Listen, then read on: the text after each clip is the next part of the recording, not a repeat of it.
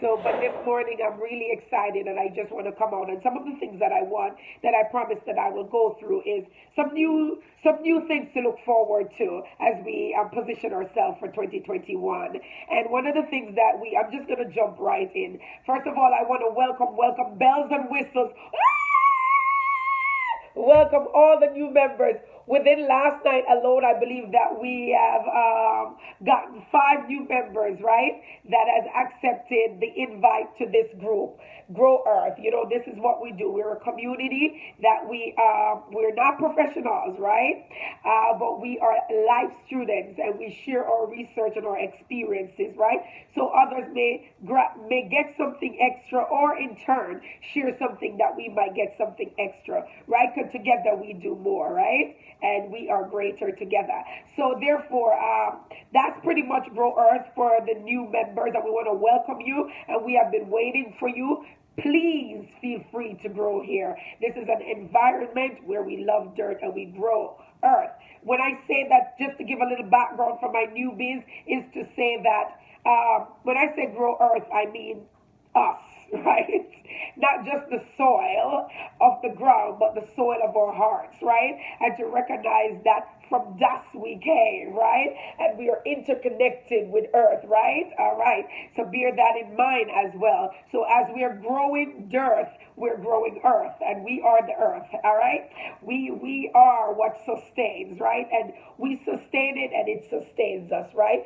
So with that being said, a lot of what we're doing is we have a backyard gardening, and we really love to garden and to produce our own food as much as possible and to live a sustainable lifestyle, right? So that's what we're trying to do within the zone that we are. So there are times like in the winter where we're not able to grow outside, but that doesn't mean that we stop growing.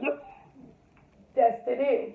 Okay. That doesn't mean that we stop growing. It just simply means that we have maybe changed the focus, but we are indeed growing every day, right? And these are choices, right?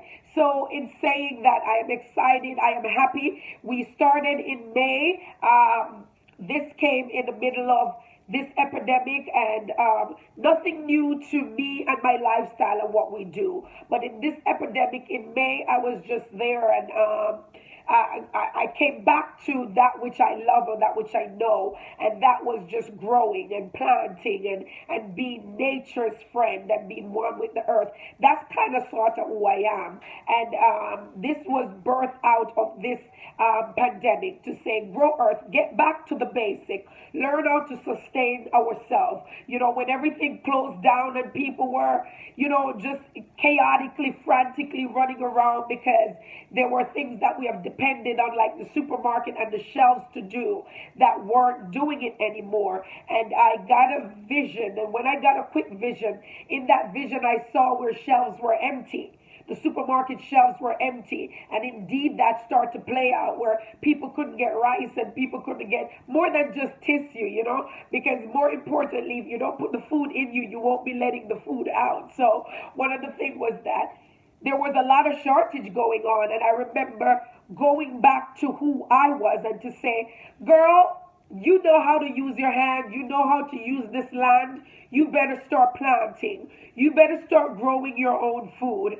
because and not knocking the stores or anything else, but we have depended so much on outside influences, on other people, on our environment, that we forget to play our part in the welfare of the whole human race, and not just depending on the world to give to us or the earth to give to us, but recognizing that we are together we are making this thing happen, and it is a circle that we are giving into the earth and back to the earth, and the earth gives to us, right? And understanding that, I just said, I'm going to grow earth.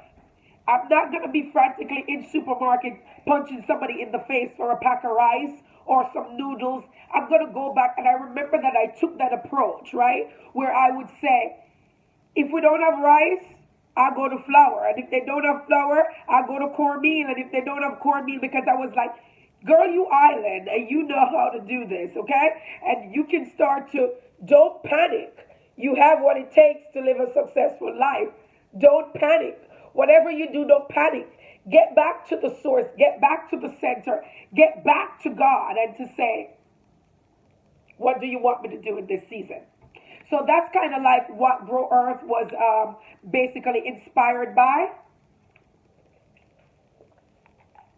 Not in its entirety, because I used to do my own thing for myself, in terms of how I eat, and you learn a little bit more about me. I don't want to go ahead of myself when I talk to you about back to life that will deal with my health and how it takes on a whole new journey when I start to grow earth, right?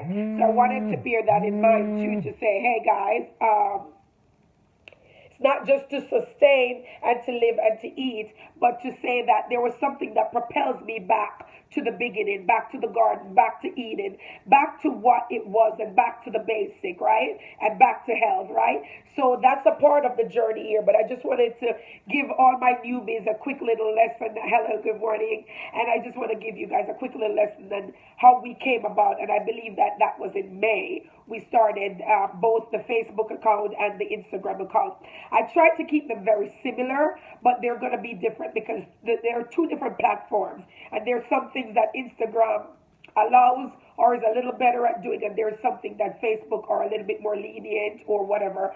So because the pages are different, I will try my best to keep it one, but it's not the same. So you don't have to say, if I have Instagram, I don't need another one. I would say if you can, and if you're on both pages, you want to do become a member of the Facebook page and both the Instagram page, because some of the things that I send out is different. And if you've seen it on one page, maybe it's just a reminder, right?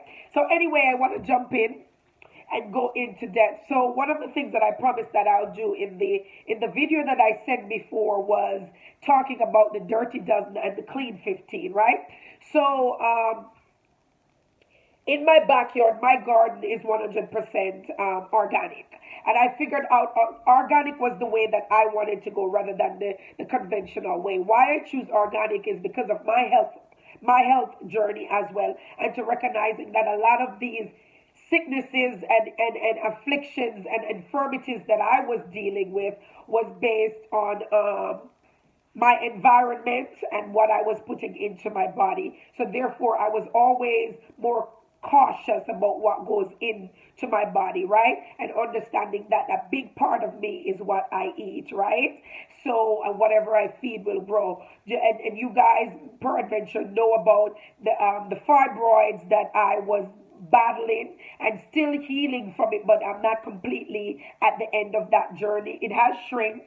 It's nothing like it used to be, but we're still working on it. And through that, I had to cut out things that had hormones in it because it would grow my fibroids too, because hormones does that kind of stuff. So I had to kick that out. I became a vegan, and you guys know my story. And if you follow the journey back to life and back to health, more things are going to be coming out in 2021 about that.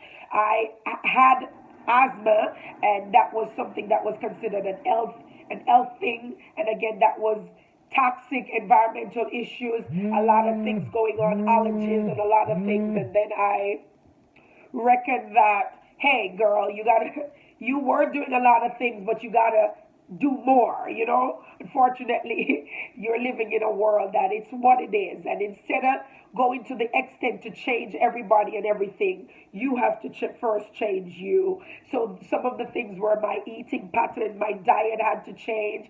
I am getting ready to pair that with exercise too as well, and a lot of that. And as you begin this journey, you'll recognize that more things start happening, but one day at a time. And I do recognize that it is a process, and I am in a classroom. Life is a classroom, right? And I'm going to enjoy the classroom experience and to understand that I am a forever student, always learning. So anyway, getting back to Dirty Dozen Clean 15, hoping that you guys kind of have a little background on what that is, but I'm going to go ahead and tell you. So what that is that what we're doing is that what they're doing, which is the environment working group. and they are the EWG, right? EWG, Environmental Working Group. And most of what I have gotten is from them. What they do, they go around and they test fruits and vegetables, because a big part of our health is based on produce, right? The healthier part of our diet should be based on produce, like what comes directly from the ground, the land, and not the lab, right? So it's not really processed food so much, but it's those produce that you can take straight from the earth, straight from the garden, wash them and get them in your pot and in your stomach, or get them straight from the garden to a plate in your stomach, depending on what dishes you're cooking or preparing. Now, with that being said, if you conventional farmers have to do a little bit different than when you're growing on a smaller scale and when you're growing just for yourself, right? Not knocking anybody, everything lies on the ability to choose, right? So I'm just feeding information, and you eat according to your diet, your palate, and what is beneficial to you.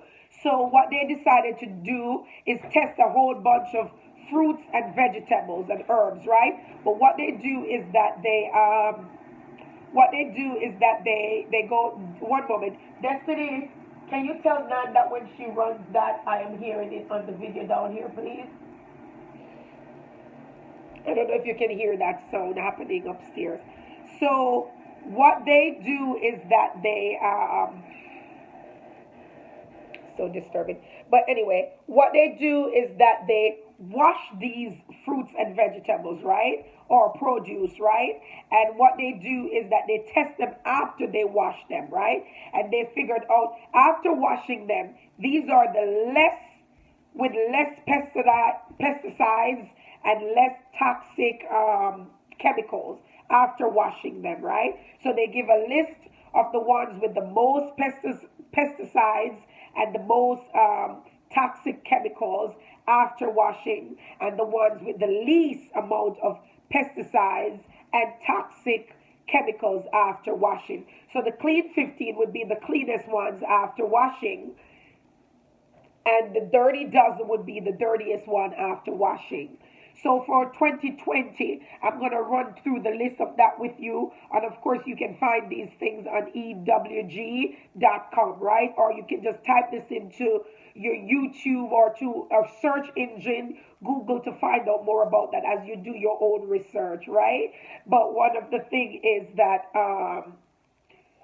healthy choices, whenever you can make healthy choices, I would caution you to do so. Because for me, what goes in my body deserves and worth the money than what goes on my body, okay? Because this body is going to be with me for the rest of my journey here on earth. So I'm going to need it, right? So I'm going to take care of it, right? And even though I can go buy a pair of shoes, change this jacket, and do things outwardly to accessorize this body, there are things inwardly that whenever I get a different one, it doesn't operate like my normal one. I may get another lung, but that's not my normal lung. So we might have a little bit of problem there. I can get another kidney, but ain't nothing like mine, And not to say that things don't happen where, and I'm not going to the extreme with that. But what you can do, and you do the best you can for as long as you can until you know better. But when you know better,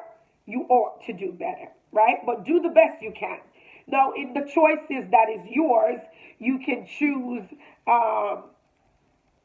the clean 15, and you can see if you don't want to buy everything organic, because organic does get a little bit expensive.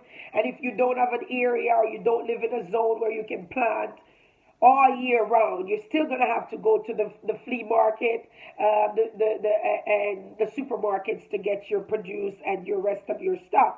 So if you're not going all organic and you're trying to be frugal and you want to figure out what can I get and what can I not get, stay tuned, because you're going to find that out in the next video, part 2, for my Instagram followers.